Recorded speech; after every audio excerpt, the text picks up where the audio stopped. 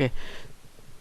ఈరోజు ఒక టూల్స్ గురించి తెలుసుకుందాం. అందులో వచ్చేసరికి మూవ్ టూల్ అనేది చాలా important tool. So the short cut వచ్చేసరికి వి కీబోర్డ్లో. సో ఈ మూవ్ టూల్ వర్క్ ఏంటంటే, ఇందులో ఉన్న లేయర్స్ని, ఇండివిజువల్ లేయర్స్ ఏవైతే ఉన్నాయో ఇక్కడ, ఈ లేయర్స్ని మనల్ని హ్యాండిల్ చేసుకోవడానికి, పొజిషన్ని చేంజ్ చేసుకోవడానికి ఈ మూవ్ టూల్ అనేది యూజ్ అవుతుంది. చూడండి, ఇక్కడ మూవ్ టూల్ యొక్క ఆప్షన్స్ రెండు రకాలుగా ఉంది. ఒకటి ఆటో సెలెక్ట్, ఒకటి ఆటో సెలెక్ట్ యాక్టివేట్లో ఉంటే ఆటో సెలెక్ట్ అవుతుంది, డీయాక్టివేట్లో ఉంటే ఏ లేయర్లో ఉన్నారో ఆ లేయర్ మాత్రమే సెలెక్ట్ అవుతుంది. ఫర్ ఎగ్జాంపుల్ నేను ఆటో లేయర్ ఆన్ చేశాను అనుకోండి, ఏ లేయర్ క్లిక్ చేస్తే చూడండి ఇక్కడ ఆ లేయర్ ఆటోమేటిక్గా సెలెక్ట్ అయిపోతుంది.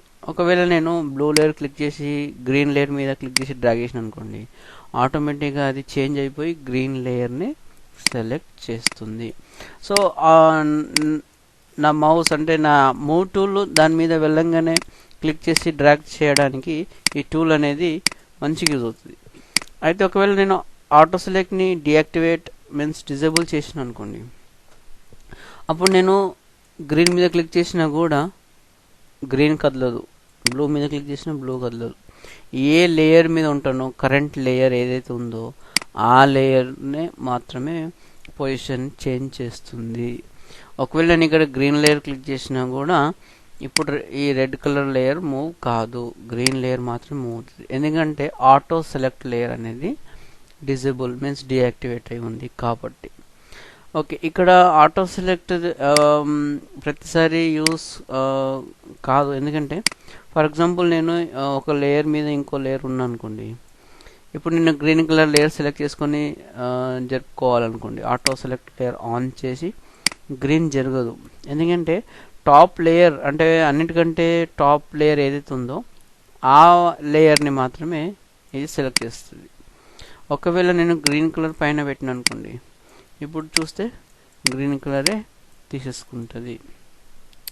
అయితే ఇక్కడ మూవ్ టూల్లో కొన్ని ఆప్షన్స్ ఉన్నాయి. ఫర్ ఎగ్జాంపుల్ ఎట్లా అంటే, ఇప్పుడు మూవ్ టూల్ని నేను ఎగ్జాక్ట్గా ఇట్లా రైట్ సైడ్లో, సైడ్ టు సైడ్లో స్ట్రైట్గా నేను మూవ్ చేయాలన్నప్పుడు ఇప్పుడు నాకు కన్ఫ్యూజన్ అవుతుంది, అది స్ట్రైట్గా మూవ్ అవుతుందా అంటే అది కొంచెం డిఫికల్ట్గా ఉంది కదా.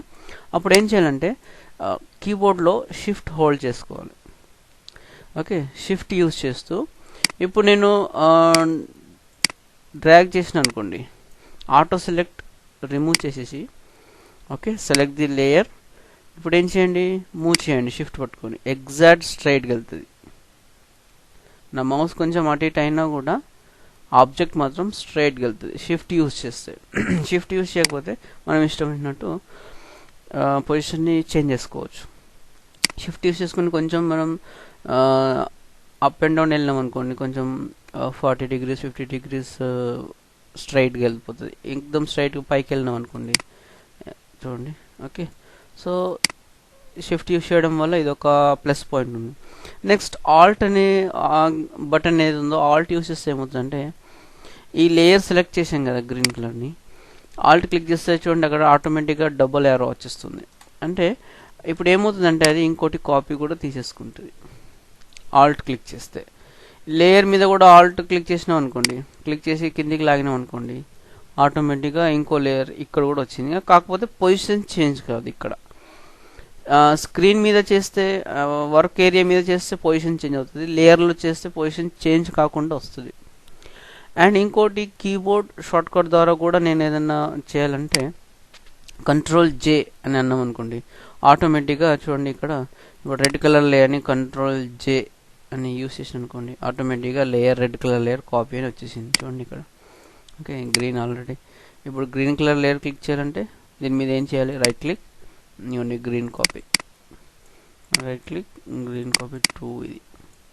అయితే ఒకవేళ నేను ఒకటి పైన ఒకటి ఇట్లా పెట్టిన అనుకోండి, బ్లూ కలర్ ఇట్లా, నెక్స్ట్ ఈ గ్రీన్ కలర్ది ఇక్కడ, నెక్స్ట్ ఈ రెడ్ కలర్ది ఇక్కడ, ఇట్లా పెట్టినప్పుడు ఏమవుతుందంటే రైట్ క్లిక్ చేసాగానే ఈ లేయర్ కింద, అంటే నేను క్లిక్ చేసిన ఏరియా కింద ఏ లేయర్స్ ఉన్నాయో ఆ లేయర్ లిస్ట్ మొత్తం ఇచ్చేస్తుంది ఇక్కడ.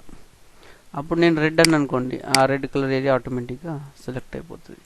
సో ఇది ఈ విధంగా మనం ఆల్ట్ యూస్ చేస్తూ కూడా లేయర్స్ని కాపీ చేసుకోవచ్చు. ఓకే, సో ఈ మూవ్ టూల్. ఇంకోటి ఏంటంటే ఇక్కడ మూవ్ టూల్ ద్వారా ఇదొక మంచి ఆప్షన్.